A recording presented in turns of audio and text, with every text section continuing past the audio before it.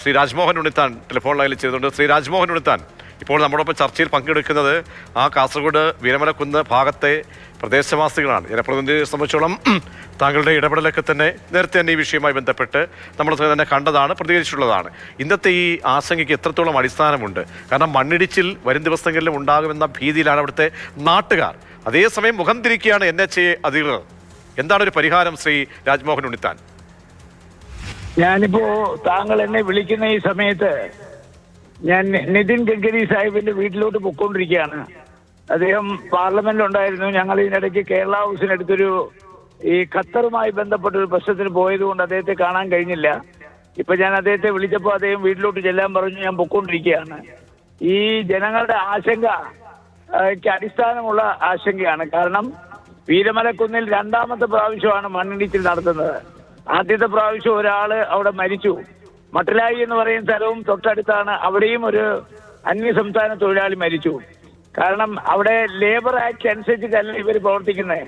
തൊഴിലാളികൾക്ക് 6 മാസമായി ശമ്പളം കൊടുക്കുന്നില്ല. തൊഴിലാളികളൊക്കെ വളരെ അസ്വസ്ഥരും അസംതൃപ്തരുമാണ്. മാത്രമല്ല, ഈ നാഷണൽ ഹൈവേ രണ്ടാമത്തെ റീച്ചും മൂന്നാമത്തെ റീച്ചും മേഘ കൺസ്ട്രക്ഷനാണ് കൊടുത്തിരിക്കുന്നത്.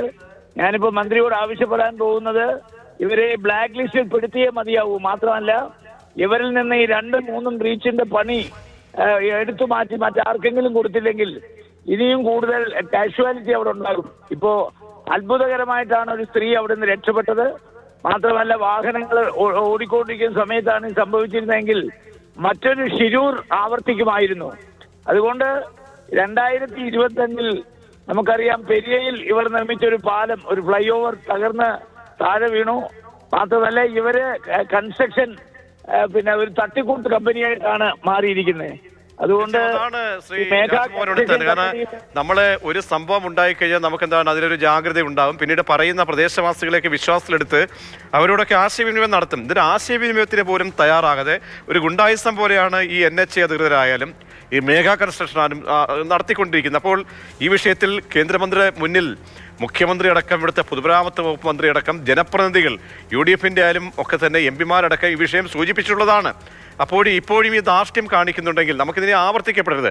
അങ്ങ് പറഞ്ഞതുപോലെ തന്നെ ഒരു ജീവൻ നമുക്ക് എടുക്കാൻ എളുപ്പമാണ്, തിരിച്ചു നൽകാൻ കഴിയില്ല. ആ അധ്യാപിക ഇപ്പോഴും ആ ഉള്ളിലെ ഞെട്ടൽ മാറിയിട്ടില്ല. അപ്പോൾ അവിടുത്തെ ആളുകളുടെ ആശങ്ക, അവരുടെ കൺസേൺ നമ്മൾ അഡ്രസ് ചെയ്തേ മതിയാകൂ. ശ്രീ രാജ്മോഹൻ ഉണ്ണിത്താൻ. ഹലോ,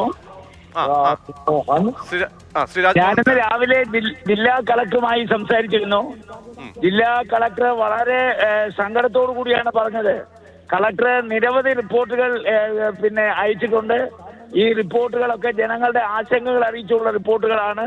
പക്ഷെ അതൊക്കെ മുഖവിലേക്ക് എടുക്കാനോ അതിന് പരിഹാരം കാണാനോ നാഷണൽ അതോറിറ്റി ഓഫ് ഇന്ത്യയോ അല്ലെങ്കിൽ ഈ കൺസ്ട്രക്ഷൻ കമ്പനിയോ തയ്യാറായിട്ടില്ല. അപ്പോ ഇവർക്ക് സപ്പോർട്ട് കൊടുക്കാൻ ആരോ ഉന്നതന്മാർ ഇവരുടെ പിന്നിലുണ്ടെന്ന് വേണം നമ്മൾ അനുമാനിക്കാൻ. ഇല്ലെങ്കിൽ ഇത്ര അഹങ്കാരം ഒരിക്കലും ഈ മേഘ കൺസ്ട്രക്ഷൻ കമ്പനി നടത്തില്ല എന്നാണ് എൻ്റെ ഉറച്ച വിശ്വാസം.